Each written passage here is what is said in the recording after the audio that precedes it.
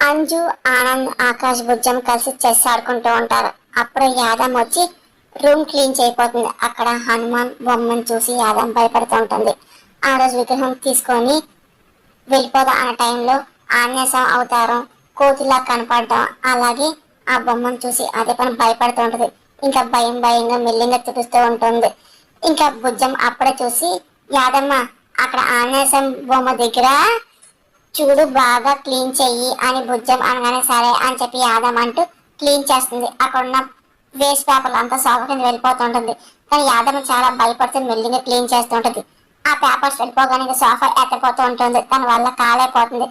ఆనంద్ బాబు, ఆకాష్ బాబు వచ్చి సోఫా జరపాలి అని యాదమ్మ అనగా సరే అని చెప్పి ఆనంద్, ఆకాష్ లేకపోతుంటారు. నేను వస్తాను యాదమ్మ అని బుజ్జమ్మ అనగానే యాదమ్మ షాక్ అవుతుంది.